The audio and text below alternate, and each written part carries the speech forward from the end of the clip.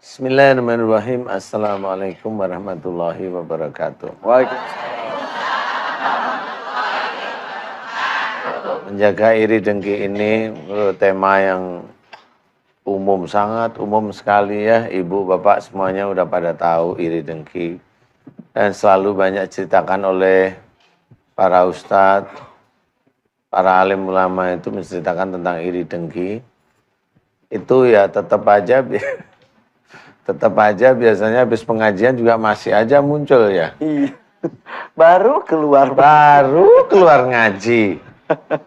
Itu ibu itu dari tadi HP aja di ngapain sih itu? Begitu aja. Baru keluar ngaji ya. Itu begitu aja itu diurusin biasa saja, dilihat, dipandang, diterawang. Oh, uang kertas kali. Jadi gak usah lah itu dimunculkan, karena iri dengki itu memang ada dalam hati kita, hati saya juga ada. Tetapi kalau kita melihat seseorang, cobalah belajar melihat seseorang itu memang tidak akan sama dengan kita, ya. Seseorang dengan kelebihannya tidak akan sama dengan kita yang dilebihkan oleh Allah Ta'ala. Seseorang dengan kekurangan juga kita juga tidak akan mungkin mau lebih kekurangan daripada orang tersebut. Jadi dilihat aja biasa, karena rezeki itu dibedakan oleh Allah Ta'ala. Allah sudah menceritakan rezeki orang itu berbeda-beda. Ada yang satu dilebihkan, ada yang satu dikurangkan. Sudah itu terima ayat itu, terima. Tak. Selesai. Yang penting itu adalah yang harus kita lihat itu ketauhidan kita, agama kita. Makanya juga harus banyak sekali para kalau ngaji itu diceritakan. Kalau tentang masalah harta, masalah dunia, lihatlah yang di bawah. Iya. Tapi kalau masalah agama, lihatlah yang di atas kita. Betul. Karena kalau lihat dunia kita itu ingin sekali nambahin, nggak akan selesai. Nggak akan ada puasnya. Iya, karena saya pernah sedih. Ada salah satu orang, itu memang orang itu kaya, saya tahu. Tapi pada waktu pasangannya itu sakit, dan pada waktu saya lihat sakitnya itu di kaki waktu itu. Kakinya itu kalau orang Jawa bilang ngepleh. Ngepleh itu nggak bisa, kaki duanya itu nggak bisa. Kaki ini telapak kaki separuh itu hilang tenaganya. Jadi separuh ini hilang. Jadi harus agak diangkat. Itu kalau saya amati, saya lihat kenapa. Itu cuma satu, gara-gara ya memang saya tahu dia kaya sekali. Gara-gara satu, dia sering membanggakan ya anaknya, ya suaminya, ya itu dibanggakan.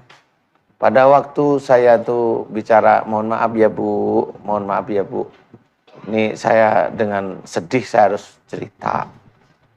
Nah, akhirnya saya cerita, ini sering membanggakan diri, membanggakan anak, membanggakan suami, mohon maaf nih membanggakan harta. Ibu betul begitu? Dia jawab betul.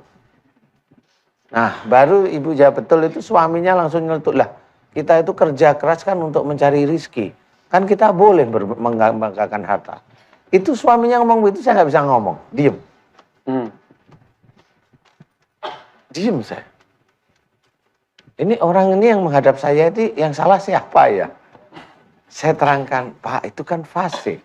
Fasik itu dianggap oleh Allah Ta'ala kafir kalau kita itu membanggakan. Saya bilang begitu masih ada yang ngomong. Lu kan nggak apa-apa, saya kerja keras untuk nyenangin istri, untuk nyenangin. Udah saya diem. Oke, yuk saya bantu doa aja. Selesai saya. Orang ini tidak paham tentang fasik. Dia tidak paham bahwa rezeki itu bukan dari dia sebenarnya. Rezeki itu sebenarnya dari Allah Ta'ala. Dia nanti akan menjadi sesuatu yang tidak mengenakan. Tetapi saya tetap akan membantu doa. Jadi di situ bikin saya sedih. Dia punya harta dibanggakan. Dia sampai begitu. Jadi saya bilang, ini orang nggak tahu ini ngadepin siapa, saya gitu. Tapi ya sudah, biarin itu hanya dia.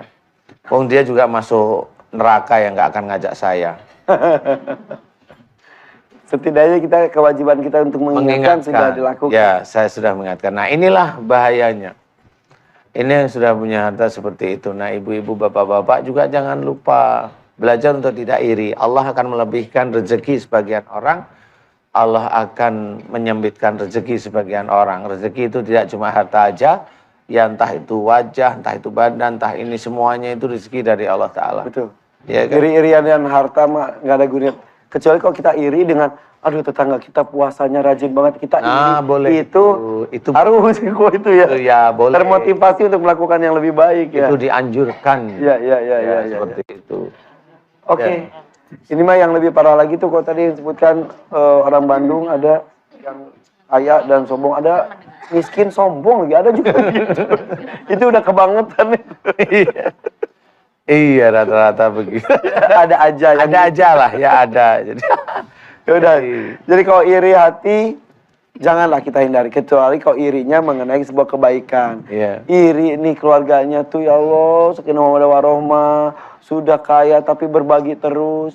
Iri ini tiap tahun memberangkatkan haji, umroh, para tetangga-tetangganya iri, itu bagus ya. Bagus ya. Jangan iri gara-gara, waduh iri nih sawahnya makin luas, iri nih gedungnya makin meningkat. Jangan seperti itu ya. Iya, jangan, nggak perlu lah.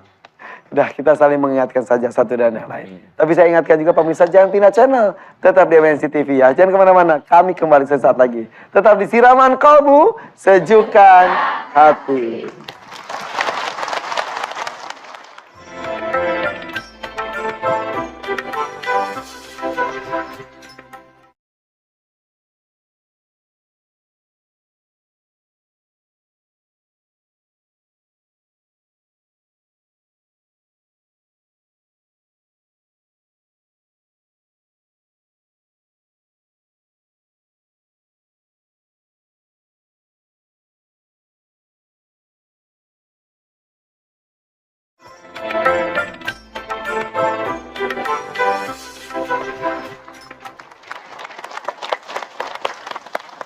Pemirsa, terima kasih masih setia bersama kami di sini di Siraman Kolbu, Sejukan Hati.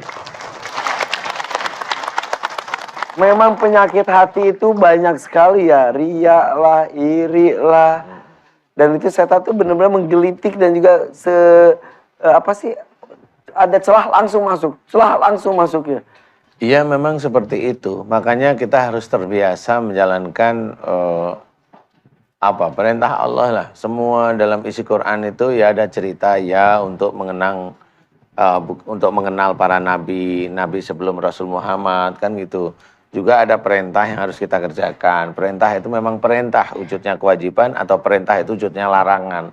Jadi itu memang harus kita kerjakan. Kalau tidak ya kita jarang sekali ingat baca Quran namanya.